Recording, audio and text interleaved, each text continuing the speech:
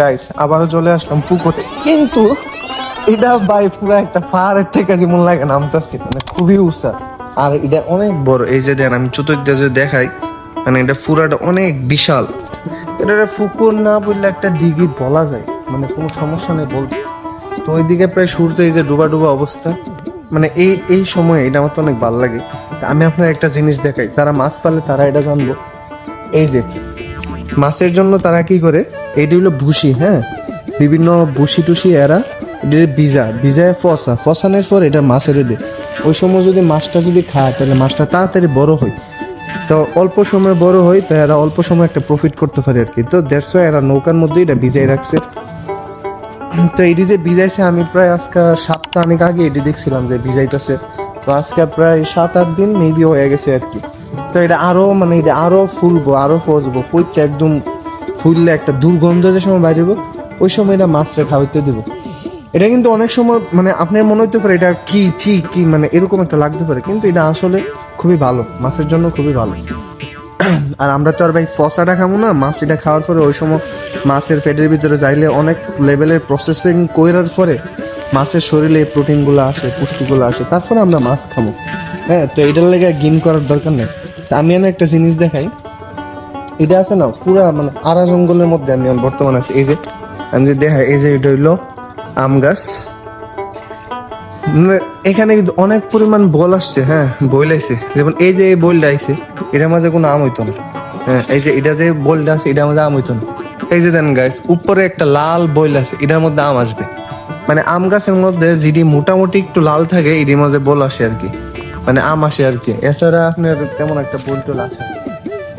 তো এই যে এই হলো অবস্থা। আর এটি ছোটবেলা আমরা কইতাম এটা হলো চক নষ্ট করতো আর কি, মানে চকের মধ্যে পড়লে মানে সেই লেভেলের প্যারা দিত, মানে প্যারার তো ধরন থাকে, এটা হলো ধরনহীন ভাবে প্যারা দিত। এটি এই যে এটি আগে প্রচুর পাওয়া যেত, তা এটা এখন নাই।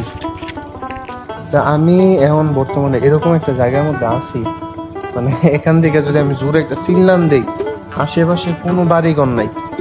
এটা পুরাটা একদম একটা মানে গ্রামের বাসায় কি বলে, গ্রামের মাঠ যে ফসল টসল জন্ম, ঠিক মাঝখানে আছি আমি। এ পাশে অনেক দূরে গ্রাম, এ পাশে অনেক দূরে গ্রাম, মানে 2 গ্রামের মাঝখানে আমি বর্তমানে আছি। মাঝখানে না, এটারে প্রায় দনাশি বলে। তো যাই হোক, এই হলো অবস্থা আর কি। আর এই যে মাছ, চতুর্পাশে মাছগুলো সেই লেভেলের, মানে খুবই ইউনিক। তো আশেপাশে মানুষ থাকলে ভালো লাগতো, কিন্তু কেউ নাই, আমি একলা একলা আসছি। তো দেখছি আর কি এরকম। ওইখানে একটা পাখি উড়াল দিয়ে গেছে। মানে মানুষের লাইফে যেমন অনেক মানুষ আসে যায়, উড়াল দিয়ে চলে যায়, ঠিক এরকম ভাবেই কিছু সময়ের জন্য একটা পাখি আসছিল, তো উড়াল দিয়ে চলে গেছে।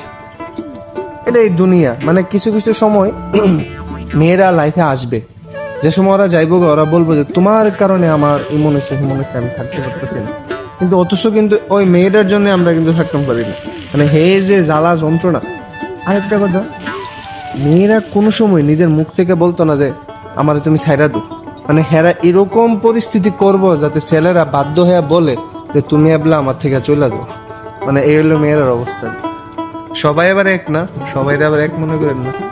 সমাজে কিছু কিছু মানুষ আছে এরকম, মানে এই যে এরকম এখনো ভালো করে ফুটছে না। হ্যাঁ, কারণ এটাকে যদি আমি জোরপূর্বক যদি এটাকে যদি আমি ফুটাইতাম যাই, তাহলে কি হইব জিনিসটা, পাকনা ওনের আগে যদি বাল পাকনামি করে, তাহলে এটা হইলে এরকম আর কি, মানে সুন্দর হয়েছে না জিনিসটা। হ্যাঁ, মানে বয়স তুলনায় কিচ্ছুই বুঝছে না। এটা যদি প্রাকৃতিক ভাবে এটার মতো যদি ফুটতো, তাহলে এই যে দেখেন তো এই ফুলটা কত সুন্দর, আর এটার অবস্থাটা।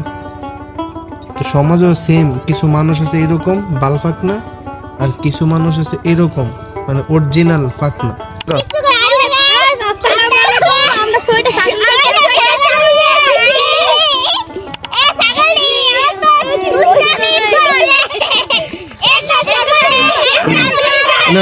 ছয়টা বাইসাস করতে হয় না, একটা এই যে 2টা, আর আর 22টা কু না, তোর হইলো মানুষ না যে না। হ্যালো গাইস, এটা আপনাদের দেখতে মনে হইতে পারে এটা একটা বাংলাদেশের একটা অংশ, কিন্তু সচরাচর এটা না, এটা হলো জাপানের একটা অংশ। এখান থেকে মানে এই জায়গাটা দেখলে মনে হবে যে বাংলাদেশের অংশ, কিন্তু মূলত এটা জাপানের একটা জায়গা। তো এটা খুব দেখতে বাংলাদেশের মতোই লাগে। তো দেশে অনেকে এটা ভুল করে, যেমন এইখানে জাপানি ছাগল আছে, এই যে গলার মধ্যে জনজনি।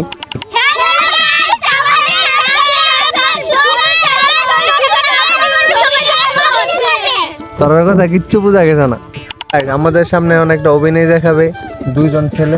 করো, রেডি রেডি। তোর অভিনয় জানে করছস ঠিক আছে, কিন্তু তোর কথা কিচ্ছু বোঝা গেছে না। বিশেষ করে রিজিনার কথাটি দূরে দূরে যে করছস এর লাগে, বুঝছস? তোর কথাটি বোঝা গেছে না রিজিন। আর যতলা গাছ তুলছস তুই অতলা গাছ ছিঁড়ে রে। হ্যাঁ বেড়া বেড়া দে, ছাগলটি দিলে হাইতো না দইডি। এটা তো মানে শিক্ষিত ছাগল, বুঝছস? হাইতো শিক্ষিত ছাগল। দেখতে পাচ্ছেন এখানে এই সবাই। আসসালামু আলাইকুম।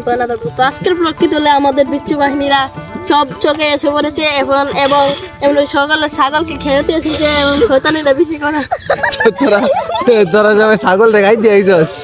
হ্যাঁ গাইস, এরা সবাই ছাগল রেখাইতে হয়েছে। এটা হলো আস্ত ছাগল আর জন। এটার কি আগে কেটাইবি ক কি আইবি লেস খাবি আগে? ছাগল রে কামড় দিবা, ছাগল একটা কামড় দিয়া দিব রাত্রিরা। আইতে নদী যাইতে হাল ভগবাড়ি বরিশাল।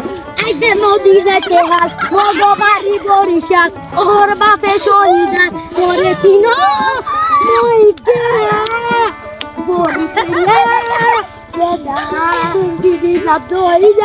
মাথাটা নুয়াইয়া পুরাইয়া বাড়িতে কইরা কান্দাহানে মুনু এটা আদলে তো।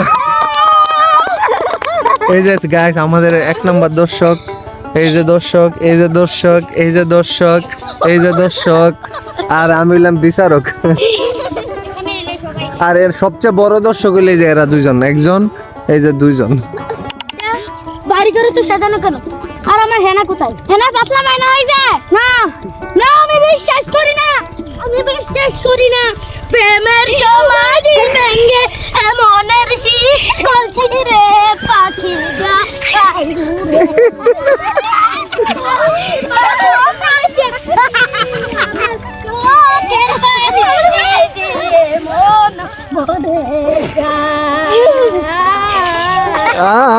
একটা আদলে মাঠে ফ্রিতে একটা নাটক পরিবেশন করবো। এই যে আমাদের দর্শক, 1 নাম্বার, 2 নাম্বার, 3 নাম্বার, 4 নাম্বার, এই যে 5 নাম্বার, এই যে 6 নাম্বার, তারপরে এই যে বিচারপতি, আমি বিচারক।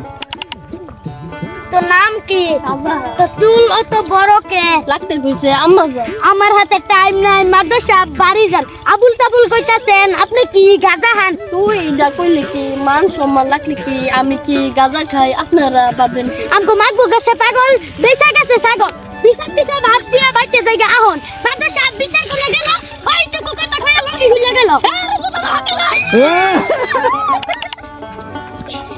সে হইছে এটা, সে হইছে এটা, সেই। এই যে তুই ছাগল কইছিস, এর লাগে ছাগল আয় পড়ছে তোর কাছে।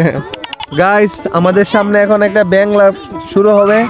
এখানে সবাই আমি রেডি, আমি 3 কইলে। আমাদের সামনে এখন 1 নাম্বার, 2 নাম্বার, 3, 4, 5, 6 জন ব্যাং। আর আমরা হইলাম বিচারপতি। এই যে একজন বিচারপতি, এই যে একজন বিচারপতি। হ্যাঁ 1 2 3। এই যে বড় বড় ব্যাং, এই যে বড় বড় ব্যাং, এই যে হৃদয়, এই যে আইমান, হারেন। এখন একটা ওয়াজ আনিসুর রহমান আশাফ দাঁড়া হইছে না তো, আমি কইলি না। এখন আসসালামু আলাইকুম ওয়া রাহমাতুল্লাহ। তামিম করবে তো আগে। দেখো আপনারা যারা দোকান পেটেছেন আপনারা সবাই ফ্যান্ডেলের ভিতরে ঢুকে পড়ি। আপনারা যারা দোকান পেটেছেন আপনারা সবাই ফ্যান্ডেলের ভিতরে ঢুকে পড়ি। সামনে আজকে ওয়াজ করবেন আনিসুর রহমান আশাফি, একজন ভালো বক্তা এবং ইমানদার বক্তা। আসসালামু আলাইকুম ওয়া রাহমাতুল্লাহ। বাতাস করবেন একজন, বাতাস কর, ইমরান দেন না, আস্তে শৈল যাতে না লাগে। আমি আসসালামু আলাইকুম সালাম না। গিরে দস্তে গিরে। আসসালামু আলাইকুম। আমি কইতাম না নারুই কইতে দি না তো বিরাট। এভাবে বলো। আসসালামু আলাইকুম আলহামদুলিল্লাহ আলহামদুলিল্লাহ বিনহমাদুহু ওয়া নাস্তাইনুহু ওয়া নাস্তাগফিরুহু নু'মিনু বিহি ওয়া নাতাওয়াক্কালু আলাইহি ওয়া নুথনি আলাইকাল খায়র ওয়া নাশকুরুকা ওয়া নাকফুরুকা ওয়া নাখলাউ ونترى ونترك من يحجرك اللهم إياك نعبد ولك نصلي উহুদের ময়দানে যুদ্ধ চলতেছে বেলাল আজান বাদ দিয়া দৌড়াইতাছে টুপি পইরে গেছে বেলালের খবর নাই উহুদের ময়দানে যুদ্ধ চলতেছে বেলাল আজান বাদ দিয়া দৌড়াইতাছে টুপি পইরে গেছে বেলালের খবর নাই কারণ নবী অত সুন্দর একবার তাকাইলে পেটের ক্ষুধা নিবারণ হয়ে যেত ঠিক নাকি বেটি কুরআন হাদিস হলো মুমিন যখন যাহা চাইবো রে বিনে কে তারাবে ফলসিরা তোর মিজানে নবী আমার জীবন বরে তাহা দিনের লাগি কষ্ট করে দান দান শহীদ হবে ওহদেরই ময়দানে কে তারাবে ফলসিরা তোর মিজানে আমার জীবন ভরে তাহা দিনের লাগি কষ্ট করে দান দান শহীদ হবে ওহদেরই ময়দানে নবী বিনে কে তারাবে ফলসিরা তোর মিজানে মাই টেলিফোন করছে বাবা আমি অসুস্থ সবার কি মাইল কি সবার মাই টেলিফোন করছে নিজের কপালে পড়ছে আর আল্লাহ কপাল বলে গড় দর গাছ তীরে বাড়িছে কথা কর ঠিক কিনা